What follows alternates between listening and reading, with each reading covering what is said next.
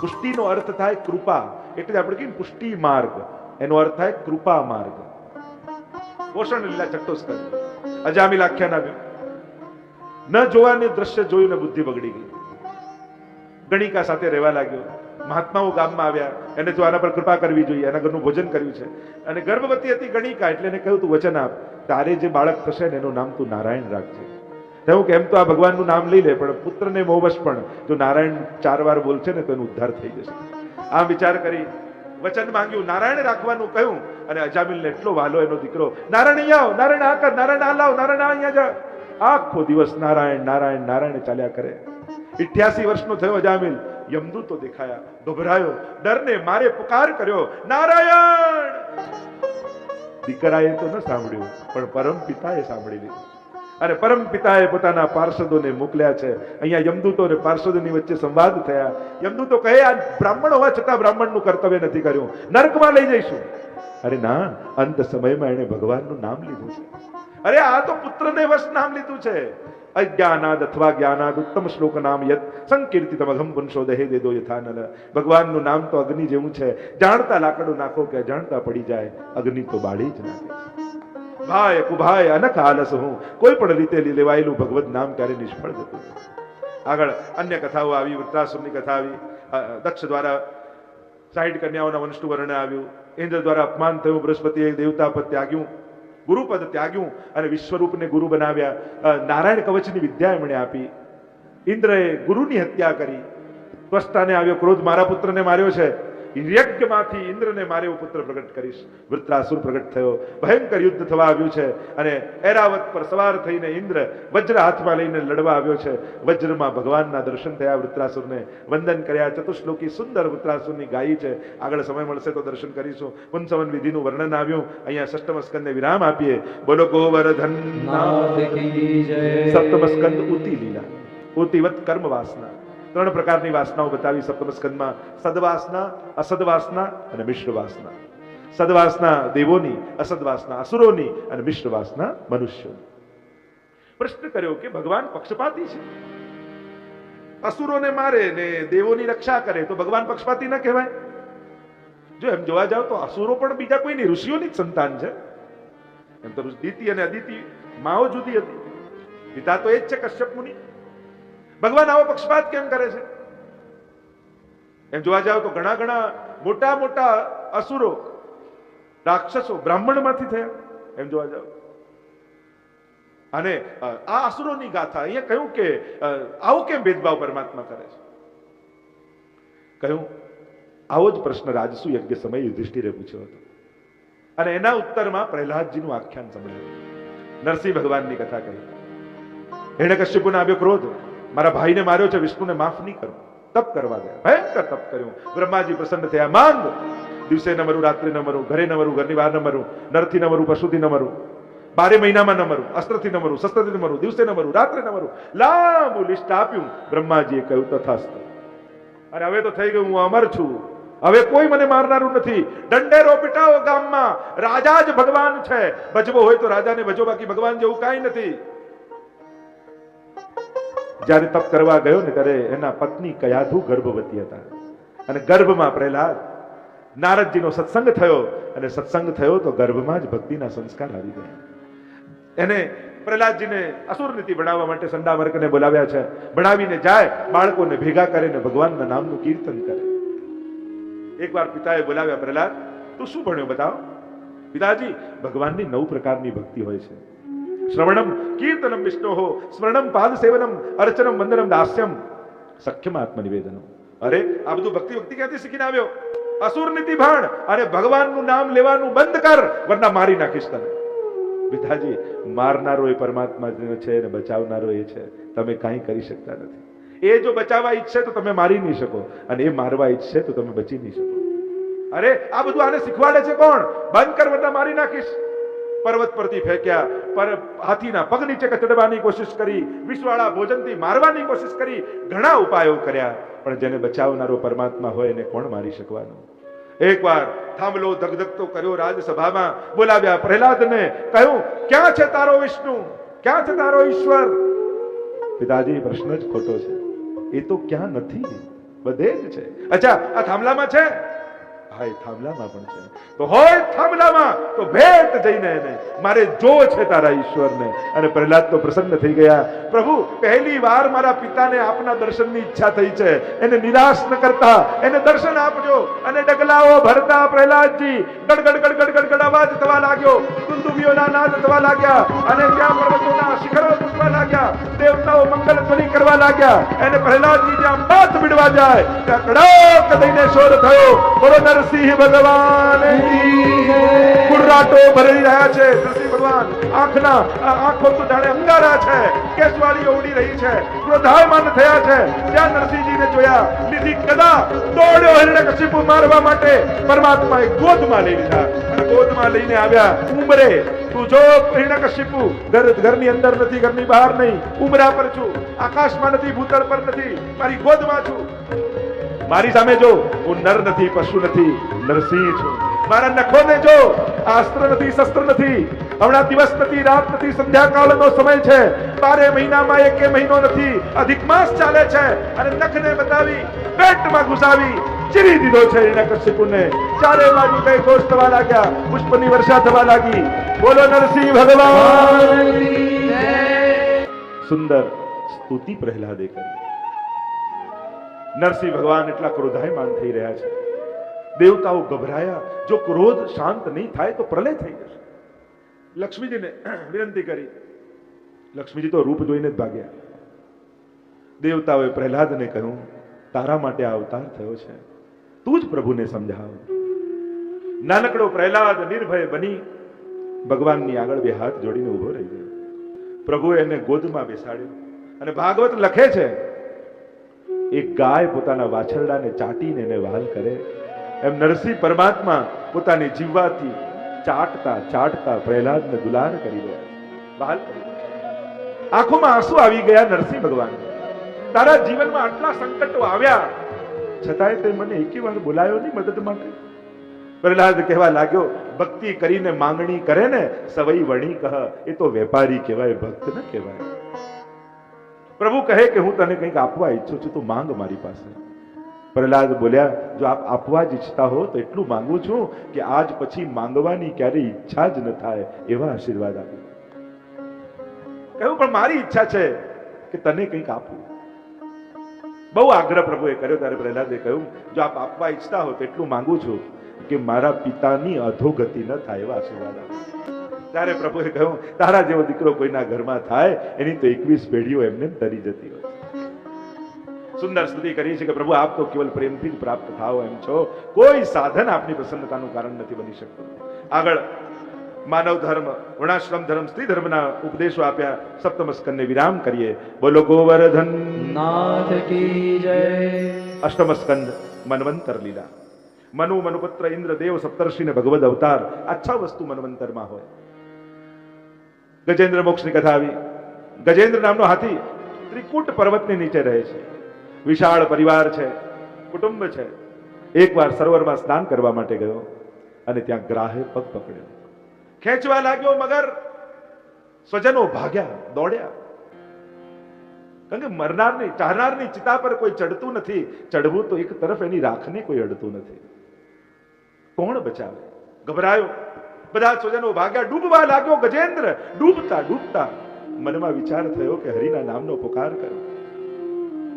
એમ વિચાર કર્યો કે હરિને બોલાવું, પણ એવું કંઈક આપું કે જે હરિનું પોતાનું સર્જન હોય, બ્રહ્માજીનું સર્જન ન હોય. અને વિચાર કરતા કરતા સરોવરમાં કમળ દેખાયા. અને કમળ છે ને, એ બ્રહ્માજીનું સર્જન નથી, કમળ એ ઈશ્વરનું સર્જન છે. કારણ કે તમે સૃષ્ટિના સર્જનમાં જુઓ તો ભગવાનના નાભીમાંથી પહેલા કમળ થયું અને પછી કમળમાં બ્રહ્માજી પ્રગટ થયા. એટલે ગજેન્દ્રએ કમળ તોડી હે હરિ નામનો પુકાર કર્યો. અને હ બોલ્યા હતા તો ભગવાન ગરુડ ઉપર, અને રી બોલ્યા હતા તો નીચે આવી અને ગ્રહનો ઉદ્ધાર કર્યો. પ્રશ્ન એ થયો, બોલાવ્યા હાથીએ ને કૃપા મગર પર કરી, આવું કેમ? જેને બોલાવ્યા એના ઉદ્ધાર કરવો જોઈએ. ભગવાને વિચાર કર્યો, જોયું દ્રશ્ય, હાથી મને પોકારે અને ગ્રહ મગર એના પગ પકડી રાખે. કારણ કે જયારે ભગવાનના પોકાર હાથીએ કર્યો ત્યારે મગરને એમ થયું કે આ હાથી, આ ગજેન્દ્ર ભગવાનનો દાસ લાગે છે. ભગવાનનો ભક્ત લાગે છે એટલે ભગવાનને પુકારે છે, જો આના પગ પકડી લઈશ ને તો મારો ઉદ્ધાર થઈ જશે. અને આમ વિચાર કરીને વધારે જોરથી પગ પકડ્યો ગ્રાહે. અને ભગવાન આવીને વિચાર કરે, મને પુકારનારો હાથી એ મારો દાસ, પણ એના પગ પકડનારો એ તો દાસાનું દાસ, એટલે પહેલી કૃપા તો દાસાનું દાસ પર કરવી જોઈએ. આમ વિચાર કરી પહેલો ઉદ્ધાર ગ્રાહનો. સુંદર સ્તુતિ ગજેન્દ્રએ કરી છે. આગળ સમુદ્ર મંથનની કથા આવી. ભગવાને દેવો અને દાનવોને સમજાવ્યા, મંથન કરી અને અમૃતને કાઢો. સમુદ્ર મંથન શરૂ કર્યું છે. મંદરાચલ પર્વતને લીધો, વાસુકી નાગને દોરડું બનાવ્યું. જ્યાં મંથન કરવા જાય ત્યાં પર્વત ડૂબવા લાગ્યો. બોલો કચ્છપ ભગવાન કી જય. ભગવાને આધાર આપ્યો, કચ્છપ બની સમુદ્ર મંથન શરૂ થયું છે. 14 રત્નો નીકળે એમ કહેવાય. અને જ્યારે પણ સમુદ્ર મંથન થાય સૌથી પહેલા વિષ નીકળે. કોઈ પણ સત્કાર્ય શરૂ કરો ને સમાજમાં સૌથી પહેલું વિષ આવે. અરે આ ટાઈમે પ્રોજેક્ટ ઉપાડાય, હમણાં તો કેવી મંદી, હમણાં તો ક્યાં પૈસા છે, અરે આ ટાઈમે કરાય, હમણાં તો થતું હશે, હમણાં તો આમ છે, હમણાં તો આમ છે. પણ તમે તમારા સંકલ્પમાં દ્રઢ રહો ને તો એક દિવસ અમૃત લઈને ભગવાન પોતે પધારતા હોય છે. એમ જ્યારે જ્યારે સમાજમાં આવા સમુદ્ર મંથન જેવા કાર્યો થાય, આ ભવન જેવા નિર્માણ થાય, ત્યારે જો આપણે દ્રઢ રહીએ, પ્રભુના ચરણોમાં રહીએ, તો ચોક્કસ પરમાત્મા અમૃતનો કળશ લઈને આપણા ઉપર ઢોળશે. અને પરમાત્મા આવા સમર્થ કાર્યકર્તાઓ અને ટ્રસ્ટીઓ જ્યાં છે અને તન મન ધનથી જ્યાં લાગ્યા છે ત્યાં નિશ્ચિત આ નિર્માણ થવાનું જ છે. એક એક રત્નો નીકળ્યા. આગળ કામધેનુ એ દેવો લઈ ગયા, ઉચ્ચૈશ્રવા ઘોડો બલિરાજા લઈ ગયા, એરાવત હાથી સ્વર્ગમાં ગયું, કૌસ્તુભ મણિ પ્રભુએ ધારણ કર્યું અને લક્ષ્મીજી પધાર્યા, નારાયણને વર્યા. બોલો લક્ષ્મી નારાયણ ભગવાન કી જય. અમૃતનો કળશ લઈને બોલો ધન્વંતરી ભગવાન કી જય. બોલો મોહિની ભગવાન. એ ધન્વંતરી ભગવાને મોહિની રૂપ ધારણ કર્યું અસુરોને મોહિત કરવા માટે. અને અસુરોને સમજાવ્યું કે આ અમૃતના કળશમાં અમૃતનું ઝોળ છે ને ઉપર ઉપર છે, સાચો રગડો તો નીચે છે. એમ કરો પહેલા ઝોળ દેવતાઓને પીવડાવી દઉં અને સાચો રગડો હશે ને તમને પીવડાવીશ. અને આમ વિચાર કરી દેવતાઓ પણ અસુરો પણ મોહિત થઈ ગયા. એવું સુંદર રૂપ મોહિની ભગવાન. અને જ્યાં પીવડાવતા હતા એમાં રાહુને એમ થયું કંઈક ગડબડ છે. સૂરજ ચંદ્રની વચ્ચે બેસી ગયો રાહુ. ભગવાનને સુદર્શન છોડ્યું, ઉદ્ધાર થયો. રાહુ અને કેતુ બે બન્યા. આગળ ચડાઈ કરી છે, અસુરોને માર્યા, સંજીવની વિદ્યાથી શુક્રાચાર્ય જીવિત કર્યા, ફરી સ્વર્ગ પર ચડાઈ કરી અને હવે દેવો ભાગ્યા અને પર્વતોની ગુફામાં સંતાયા. અને કશ્યપ મુનિને વિનંતી કરી છે અદિતિએ, મારા પુત્રો ફરી સ્વર્ગને પ્રાપ્ત થાય એવું કંઈક કરો. પયોવ્રતની વિધિ બતાવી છે. ભાદરવા માસના દ્વાદશીના દિવસે બોલો વામન ભગવાન કી જય. વામન ભગવાન પ્રગટ થયા છે. દેવતાઓએ જુદા જુદા ઉપહાર આપ્યા છે. અને એ કોઈએ છત્ર આપ્યું, કોઈએ મુંજી, કોઈએ મેખલા, કોઈએ કમંડલ, કોઈએ પાદુકા. અને વામન ભગવાન ચાલ્યા છે ભૃગુ કચ્છ ભરૂચ. નર્મદાજીના તટે વામન ભગવાન આવ્યા. ત્યાં બલિરાજાનો યજ્ઞ ચાલી રહ્યો છે. માનો સાક્ષાત સૂર્યનારાયણ આવ્યા હોય એવા તેજસ્વી. એમને જોઈને બધા ઊભા થઈ ગયા. બલિરાજા આવ્યા અને આગળ વંદન કર્યા અને કહ્યું, સ્વાગતમ તે નમસ્તુભ્યમ. આપનું સ્વાગત છે. આપના માટે આપનું શું પ્રિય હું કરું? આપ માંગો એ આપને આપો. એટલે કહો તો ગામ લખી આપું, કહો તો આપના પરણાવી દઉં, કહો તો આપને લાખો ગાયો આપું. કહ્યું હું તો સંતોષી બ્રાહ્મણ છું, મારા હાથમાં સંકલ્પ કરું, 3 ડગલા ભૂમિ હું માપીને લઉં એટલું મને આપ.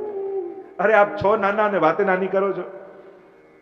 મારી પાસે એકવાર માંગવા આવે એ દાતા બની જાય અને ફરી ક્યાંય માંગવું ન પડે. આપવું હોય તો આટલું આપ, નહીં તો આ ચાલ્યો. સંકલ્પ કર્યો છે બલિરાજાએ. શુક્રાચાર્ય રોકે છે, ન આપીશ. તો ઘણા એવા આવે જ્યારે કોઈ સત્કર્મ કરવા જતું હોય, કોઈ દાન આપવા જતું હોય તો ઘણા એવા શુક્રાચાર્ય જેવા હોય, અરે અહીંયા તો થઈ જશે, ઘણા કરનારા છે, તારે કરવાની શું જરૂર છે. એમ કરી કરીને કોઈને સત્કર્મ કરતા રોકો એ પણ પાપ છે. કોઈના મનમાં શુભ સંકલ્પ આવ્યો છે તો એને પ્રોત્સાહન આપો, એને પ્રોત્સાહિત કરો કે આ આજે નહીં આપીએ તો કાલે ધન તો રહેશે પણ આપણે નહીં રહીએ. જો દાન કર્મના સિદ્ધાંતમાં તમે જુઓ, કર્મના સિદ્ધાંતમાં વાપરી ગયા એના માટે બધું લખાયું છે, મૂકી ગયા એના માટે કાંઈ નથી. કોઈ વ્યક્તિ બેંકના ખાતામાં કે ઘરમાં ધન મૂકી ગયું, એ કોનું કર્મનું? એ કોઈ કર્મના સિદ્ધાંતમાં લખેલું છે? અર્થ એ થાય મૂકી ગયા એ તમારું હતું જ નહીં, આપી ગયા એટલું જ તમારું છે. જો આપણે એમ કહીએ ને કે ભેગું કરેલું આવતા જન્મમાં લઈ જવાનો કોઈ રસ્તો નથી, મારી પાસે રસ્તો છે. અહીંયાનું આ જન્મમાં મહેનત કરીને ભેગું કરેલું સુખ શું બીજા માટે મૂકતા જશું? અરે જો લઈ જવાનો રસ્તો નથી ને એટલે લોકો એમ શું કે, તારા માટે મારા પછી આટલું આટલું મૂકી જઈશ એમ દીકરાને કે દીકરો કે તો લઈ જાવ ને, હું ક્યાં ના પાડું છું. લઈ જાઓ. હવે કોઈ બેંક ઓફ ઇન્ડિયા કે કોઈ સ્વર્ગમાં એકાઉન્ટ બેંક ખોલે, બ્રાન્ચ ખોલે, કોઈ અહીંયા મૂકી જાય? આ તો ટ્રાન્સફર કરવાની વ્યવસ્થા ને, મારી પાસે ટ્રાન્સફર કરવાની વ્યવસ્થા છે. સીધું આવતા જન્મમાં બધું જ પાછું. બતાવું રસ્તો? અહીંયા જન્મમાં જેટલું મહેનત કરીને સુખ ભેગું કર્યું છે એને પુણ્યમાં કન્વર્ટ કરી દો તો આવતા જન્મમાં પણ પુણ્યો સુખ બની અને પાછા બધા સુખો તમને મળી જશે. એટલે ભેગા કરેલા સુખોને પુણ્યમાં કન્વર્ટ કરવાની એક તક છે આ નિર્માણનું થતું ભવન. આ ભવનના કાર્યમાં જે જે યોગદાન આપશે એનું બધું જ સુખ પુણ્ય બની આવતા જન્મમાં પાછું મળવાનું છે. તો આપી ગયા એટલું આપણું, મૂકી ગયા એ હતું જ નહીં આપણું, એ તો બીજાના નસીબનું હતું. મહેનત આપણે કરી, મજા પેલો કરતો ગયો. તમે શું એવું ઈચ્છો છો કે તમે મહેનત કરી કરી ખપી ગયા, પરસેવો પાડી ગયા અને એ જે ધન આવ્યું એ તમારા પછી તમારા સ્વજનો મોજ મજામાં ઉડાડી દે? તમારા મહેનતના પૈસાનો આવો દુરુપયોગ તમે ઈચ્છો છો? કે તમે એમ ઈચ્છો છો મારો મહેનતનો પૈસો લોક કલ્યાણમાં, મારા આત્મ કલ્યાણમાં અને સમાજના કલ્યાણમાં વપરાવો જોઈએ? જો તમારો મહેનતનો પૈસો શુભ માર્ગે નથી જતો તો એ કમાયેલા ધનની અધોગતિ કહી શકાય. એ અધોગતિના તરફ ન જવું જોઈએ. તમને એમ થવું જોઈએ મારી મહેનત મેં જિંદગી ખપાવી છે આ ભેગું કરવા, એના માટે તો સદુપયોગ થવા જોઈએ, કંઈક સારા કર્મો થવા જોઈએ. અને સારા છોકરાઓ હશે તો કમાઈ જ લેવાના છે, અને બગડેલા હશે તો ગમે તેટલું મૂકી જાઓ ઉડાડી જ દેવાના છે. તો પછી આપણા હાથે પુણ્ય ન કરી દઈએ? અને સાચો યુવાન, આજનો યુવાન તો એમ કહે કે બાપા તમે મહેનત કરીને કમાયું છે, સત્કાર્યમાં ખર્ચજો, હું મારું કરી લઈશ, મારી ચિંતા ન કરતા. તમે મને ભણાવી ગણાવી એ યોગ્યતા આપી છે કે ગમે તેવી કસોટી આવે એમાંથી પણ રસ્તો કાઢી હું મારું બધું જ ગોઠવી લઈશ. તમે તમારા મહેનતના ધનના પૈસા સત્કાર્યમાં વાપરી એવી જગ્યાએ નામ લખાવી જાઓ કે આ મારા દીકરાને પ્રેરણા મળે કે આપણા દાદા આવા દાની હતા. આવતી પેઢીને પ્રેરણા આપીને જાઓ. આ ખુમારી કહેવાય. અને જ્યારે આવી વિચારધારા સાથે વ્યક્તિ આગળ નીકળે છે ને અને આપે છે ને, એનું કોઈનું કાંઈ ઘટતું નથી, આપનારનું ઘટતું નથી. જે નથી આપી શકતો એનું બધું ખતમ થઈ જાય છે. જોજો જેટલા દાતાઓ હશે ક્યારે એવું સાંભળ્યું કે આપી આપીને ખતમ થઈ ગયા, બચાવી બચાવીને ખતમ થઈ ગયા એવું બહુ સાંભળ્યું છે. આપનારનું તો વધતું જ હોય છે. કારણ કે વાપરવું, વેડફવું અને ત્રીજું છે વાવવું. ઘણા લોકો વાપરી જાય, ઘણા લોકો વેડફી જાય અને તમારા જેવા લોકો વાવીને જતા હોય છે કે જ્યારે ધન વાવે અને આવું ભવન ઉગે, આનાથી મોટું બીજું શું જોઈએ છે આપણે?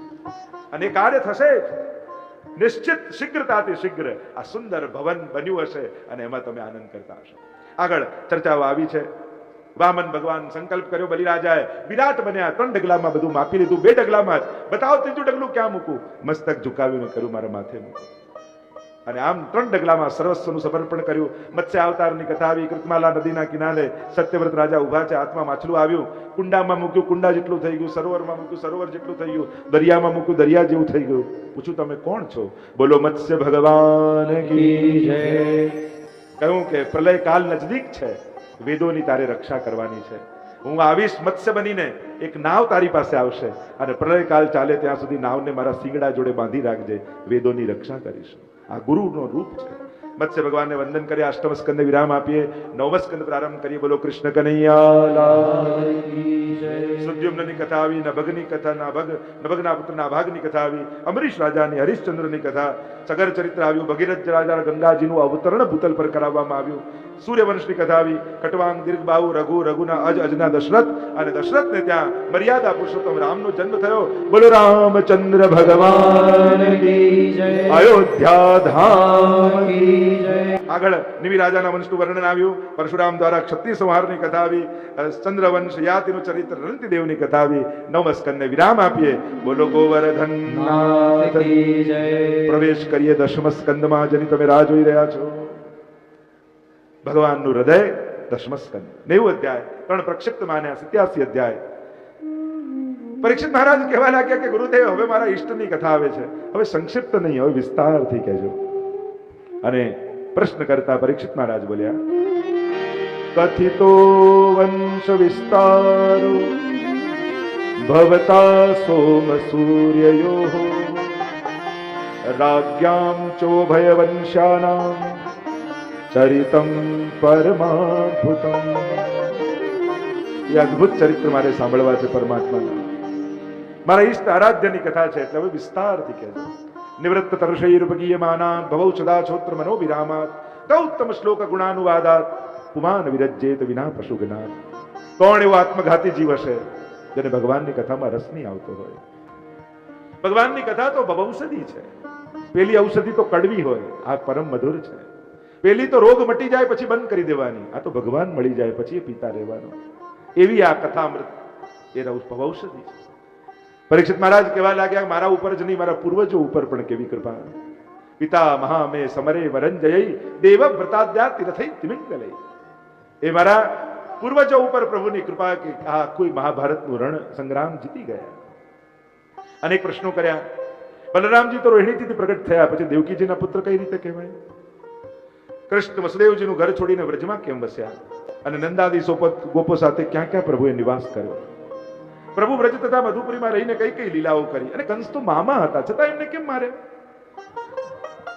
દ્વારિકાપુરીમાં યદુવંશીઓ સાથે પ્રભુએ કેટલા વર્ષ નિવાસ કર્યા? પ્રભુની પત્નીઓ કેટલી હતી? અનેક પ્રશ્નો કર્યા. અને પછી કહ્યું કે પૂછ્યું એ તો કહેજો, પૂછવાનું રહી ગયું હોય ને એ પણ કહેજો.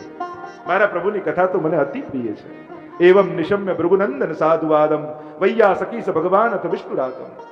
હવે જ્યારે પ્રભુ સંબંધી પ્રશ્નો કર્યા ને એટલે સુખદેવજીની તો સમાધિ લાગી ગઈ. હવે ભગવાન સુખદેવજીના હૃદયમાં પ્રવેશ્યા અને હવેની કથા ભગવાન પોતે કહેશે. ભૂમિ ઉપર ભાર વધ્યો, પાપ વધે તો ભાર વધે. ગાયનું રૂપ ધારણ કર્યું પૃથ્વીએ અને બ્રહ્માજી પાસે આવ્યું. બ્રહ્માજીએ કહ્યું કે તારા દુઃખને હું જાણું છું, ચાલ ક્ષીરસાગર પર જઈને પરમાત્માને પુકાર કરીએ. બંને આવ્યા ક્ષીરસાગર પર અને પુકાર કરવા લાગ્યા, હે પરમાત્મા પધારો. પ્રશ્નથી શાસ્ત્ર પ્રગટે અને પુકારથી ભગવાન પ્રગટે. જ્યારે જ્યારે પુકાર કર્યો ત્યારે પરમાત્મા આવ્યા, જ્યારે જ્યારે પ્રશ્ન કર્યો ત્યારે શાસ્ત્રો પ્રગટે. પરમાત્મા આવ્યા ધ્યાનમાં બ્રહ્માજીના અને કહ્યું, દેવતાઓને કહી દો કે જુદા જુદા રૂપ ધારણ કરીને જાય બ્રજમાં. હું થોડા જ સમયમાં આવીશ. કોઈ ગાય બન્યું, કોઈ વૃક્ષ બન્યું, કોઈ તૃણ બન્યું, કોઈ પથ્થર બન્યું, કોઈ કણ બન્યું. બ્રજનો તો કણ કણ એની મહત્તા રાખે છે. વસુદેવ દેવકીના વિવાહની કથા આવી. કંસ બધી તૈયારીઓમાં લાગ્યો છે, મારા બહેનના લગ્ન છે, હું બધી વ્યવસ્થા કરીશ. વડાવવાનો સમય આવ્યો. કંસે કહ્યું કે મારી બહેનને હું વડાવવા જઈશ. જ્યાં લગામ ખેંચી આકાશવાણી થઈ, મૂર્ખ, તને મારનારો આનો 8મો ગર્ભ થશે. આવ્યો ક્રોધ, ખડગ ખેંચ્યું, કેસથી પકડ્યા દેવકીજીને, જ્યાં મારવા જાય. દોડતા આવીને વસુદેવજી હાથ પકડ્યા. અરે તને તારો શત્રુ તો 8મો બાળક છે. હું તને વચન આપું છું, જે કોઈ બાળક થશે તને આપી દઈશું. દેવકીને ન મારીશ. તારી નાની બહેન છે અને નાની બહેન તો દીકરી સમાન કહેવાય. એને મારીશ તો યશ કીર્તિ ધન વૈભવ બધો નાશ થઈ જશે. વસુદેવજીમાં વાસુદેવનો આવેશ થયો. બુદ્ધિ ફરી, ઠીક છે મારો શત્રુ તો 8મો ગર્ભ છે ને. 6 બાળકો થઈ ગયા. નારદજીને થયું જો પાપનો ઘડો ભરાશે નહીં તો ફૂટશે કેમ? કંસને જઈને સમજાવ્યું, આમાં પહેલો કયો ને 8મો કયો ખબર કેમ પડે? એક ફૂલ લેવું ને કહ્યું આ પાંખડીથી ગણે એક, અને આ તો 8મી આ થાય, આનાથી એક ગણે તો 8મી આ થાય, આનાથી એક ગણે તો 8મી આ થાય. બધી પહેલી ને બધી 8મી. આ તો દેવતાઓની ચાલ છે. આમાં 8મો કયો બાળક ખબર કેમ પડે? થયું કે વાત તો સાચી છે. 6 બાળકોને રહેસી નાખ્યા કંસે. 7મા શેષજી આવ્યા અને શેષજીને માયાએ ભગવાને આજ્ઞા કરી, માયાને આમનું કર્ષણ કરો અને રોહિણીજીના ઘરમાં પધરાવો. શેષજીને રોહિણીજીના ઘરમાં પધરાવ્યા. પ્રભુને પધારવાનો સમય આવ્યો અને પ્રભુ પધારે ત્યારે આખી પ્રકૃતિ અનુકૂળ થઈ જાય છે. ભગવાનને ઉત્તમ મુહૂર્ત ગોતવું ન પડે. પ્રભુ પધારે એનાથી ઉત્તમ બીજું કોઈ મુહૂર્ત ન હોય. 8.5 શ્લોકોમાં વર્ણન કર્યું. પ્રભુને અનુકૂળ કાળ આવ્યો. ગ્રહ નક્ષત્રો પોતપોતાના સ્થાને ગોઠવાયા. દિશાઓ દૈદીપ્યમાન થવા લાગી. શાંત પડેલા યજ્ઞ કુંડમાંથી અગ્નિ પ્રજ્વલિત થવા લાગ્યા. મંદ મંદ જલ ધરવા વરસવા લાગી. દેવતાઓ સુંદર મંગલ વાદ્યો વગાડવા લાગ્યા. અપ્સરાઓએ ચરણમાં નુપુર પહેરી લીધા. કલા નિધિ પ્રગટ થવાના છે. લાવો અમારી કલા પ્રભુને સમર્પિત કરીએ. છમ છમ છમ છમ કરતા અપ્સરાઓ નૃત્ય કરી રહી છે. દેવતાઓ પુષ્પ વર્ષા કરી રહ્યા છે. મધ્ય રાત્રિનો સમય આવ્યો. તમદ્ભુતમ બાલકમ મુજેક્ષણમ ચતુર્ભુજમ શંખ ગદા દ્વિદાયુધમ શ્રીવત્સલક્ષ્મમ ગલસૌવિકૌસ્તુભમ પીતાંબરમ સાંદ્રપયોદ સૌભગમ. ચતુર્ભુજ રૂપે નારાયણ પ્રગટ થયા. વસુદેવ દેવકીને યાદ અપાવ્યું, તમે વચન માંગ્યું હતું મારા જેવો બાળક થાય. મારા જેવું તો કોઈ નથી એટલે હું પોતે જ આવ્યો છું. અરે માયાનો જન્મ થયો છે ગોકુળમાં. એમ કરો મને છાબમાં લઈ જાઓ, ગોકુળ પધરાવો અને માયાને અહીંયા લઈ આવો. અને વાસના છાબમાં વસ્ત્ર બિછાવ્યું, લાલનને પધરાવ્યા, વસુદેવજીએ માથે લીધા, બધી બેડીઓ ખુલી ગઈ. યમુનાજીએ માર્ગ આપ્યો, આવ્યા છે ગોકુળ, પ્રભુને પધરાવ્યા અને માયાને લીધીને પાછા આવ્યા મથુરા. માયા આવીને અવાજ કરવા લાગી. અબ સિપાહીઓ જઈને સમાચાર આપ્યા કે 8મા ગર્ભનો જન્મ થયો ને દીકરી થઈ છે. અને જ્યાં દીકરીને પછાડવા જાય અષ્ટભુજાડી માયા થઈ. કહ્યું, મૂર્ખ, તને મારનારો તો ક્યારનો ગોકુળ પહોંચી ગયો છે. અને અહીંયા ગોકુલમાં સવાર પડી. આખી રાત્રિ મંગલ સ્વપ્નો નંદ બાબાને આવ્યા છે. સૂતા હોય અને સ્વપ્નમાં દેખાય કે એક નાનકડું બાળક ચરણમાં નુપુર બાંધીને છમછમ છમછમ છમછમ નંદાલયના આંગણામાં દોડી રહ્યું છે. આંખ ખુલી અને જુએ તો રાતનું અંધારું. પાછા સુઈ જાય અને પાછા સ્વપ્ન આવે કે ચારે બાજુ ગાયો છે અને મોટી મોટી ગાયોની વચ્ચે એક નાનકડું સુંદર વાંકડિયા કેશવાળું બાળક અધર પર વેણું પધરાવી વેણુના સ્વર ભરતું ભરતું ગાયોને લઈને નંદાલય તરફ આવી રહ્યું છે. પાછી આંખ ખુલે, અરે આ બાળક છે કોણ? અને રાતના અંધારું દેખાય. વહેલા જાગી ગયા નંદ બાબા ને ગાયોની સેવા માટે ગૌશાળામાં જતા રહ્યા.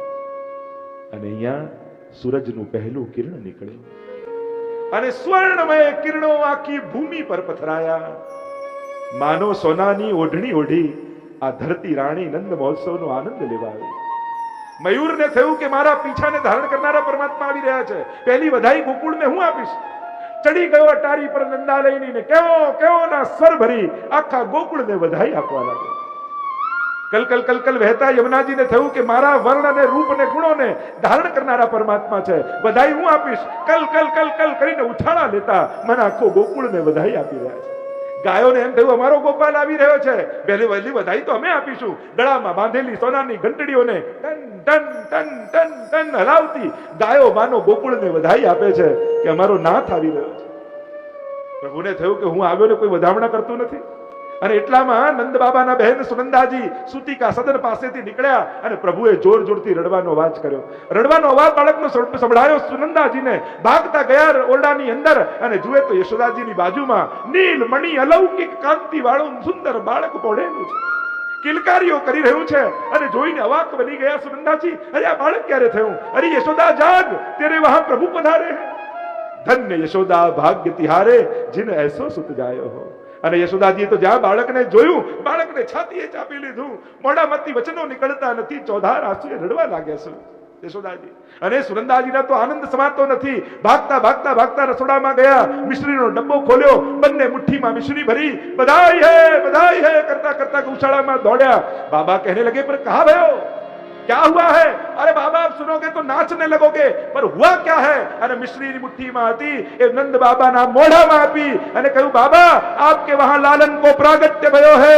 અને બધાઈ આપતા આ થાળી લીધી, વેલણ લીધું ને ટન ટન ટન ટન ટન ટન ટન ટન કરતા આખા એ ગોકુળમાં એક જ ધ્વનિ, નંદ ઘેરા નંદ ભયો, જય કનૈયા લાલ કી, હે નંદ ઘેરા નંદ ભયો, જય કનૈયા લાલ કી.